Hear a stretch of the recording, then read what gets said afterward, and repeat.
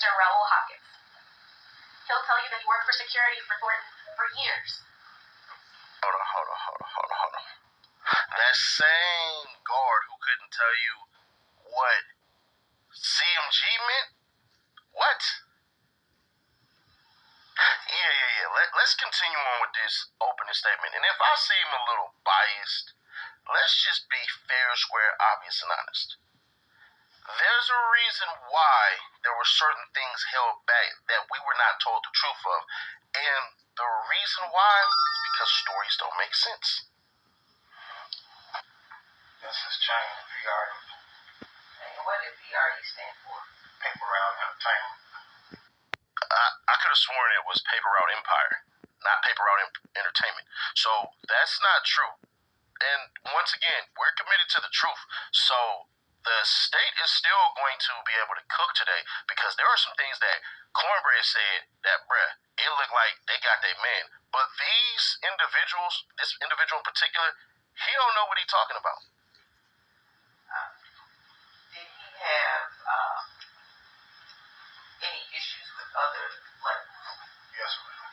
What label was that? CMG. And what does CMG stand for? But he's testifying like he's an expert. You don't know what PRE means, and you don't know what CMG means, but you're an expert. Come on, y'all. This ain't justice for Dolph. They're messing the case up. This dude should not even be up here because he can't testify really to anything. You don't even know the freaking names. Thornton made his own way in the music industry. And he created a label called PRE, Paper Route Empire. Hawkins will tell us about it.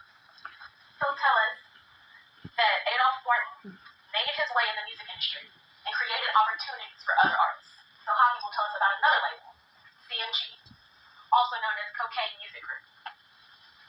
He'll tell us about the history and the tension between these two labels. He'll tell us that CMG wanted Thornton as their own, but when he decided to pave his own way, when he decided to be self-made, he became CMG's enemy. Hawkins is going to set the stage for how this story truly began. And after Hawkins, you'll hear from Cornelius Smith. And this is when it all will click. Smith is a co-defendant. He'll tell you that he met Govan in 2021. They met through Smith's friend, Bobby Carter. And Smith has a couple of nicknames for Govan. He calls him Big Bro or Quet. Govan started out by selling drugs to Smith, pills more specifically. But that's not the only thing that Govan did. Govan chose Smith. And Govan chose him to do a job. Govan also chose Justin Johnson, another co-defendant, to do that same job. A job that ended in the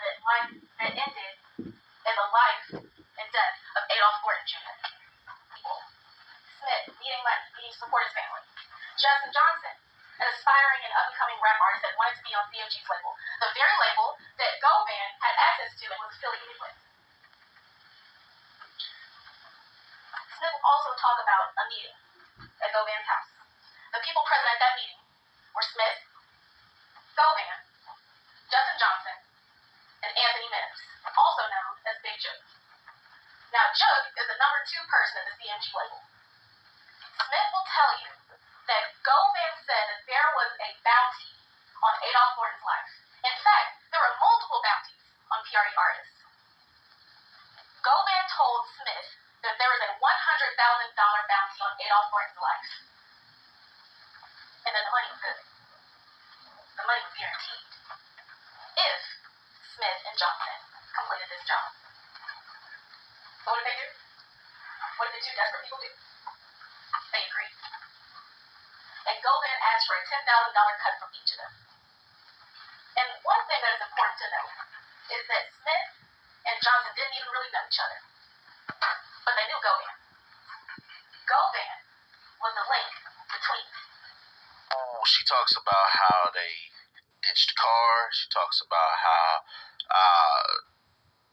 Dolph's brother shot both of them cats. Dolph's brother, I ain't gonna lie, cuz on Demon Time, I didn't even realize or even pay attention to the fact he let off with the handgun, got to the car, and pulled out the AR. Bruh, the whole captain out here. Salute to him, bruh. I ain't gonna lie. If something happened to me, I hope my brother spin it like that. He popped both of them cats. Both them buster ass niggas. But hey, let's continue on. But where'd they go? They go to ditch the car.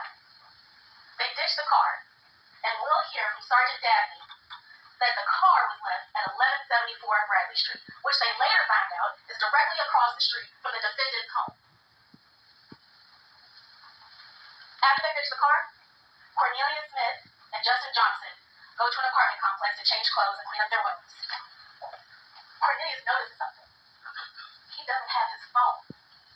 He realizes that he left his phone in the white Mercedes, the murder car that they left across the street from the defendant's house. So what does he do? He uses Justin Johnson's phone to contact his own girlfriend, Angela Arnold, and you will also hear from her. You'll hear from Angela Arnold, and you'll hear from Cornelia Smith that she picked him up from that apartment complex. When she picked him up, he told her what happened. He told her that he was hurt, and he told her that he was missing his phone. So what did he do next? Smith contacted Govan from Angela Arnold's phone and asked to meet so he could get his phone back. Ladies and gentlemen, there are copious amounts of phone records, and Sergeant Browning will testify that these call detail records will support what Smith is saying. And if that's not enough, Angela Arnold will tell you that she and Smith met with Govan after the murder so that Smith could get his phone back. Smith will tell you that at that exchange, Govan gave him money to buy a car cover, to hide the white Mercedes, to hide the murder car that was parked directly across the street from his own home. The day before Cornelia Smith was arrested, he ran into Govan. Govan was concerned. Govan was worried that Cornelia Smith had not been paid. And so what did he tell Smith? He told Smith that he was going to go to Privé to make sure Smith got his money. Privé is a lounge and restaurant that's affiliated with CMG artists. So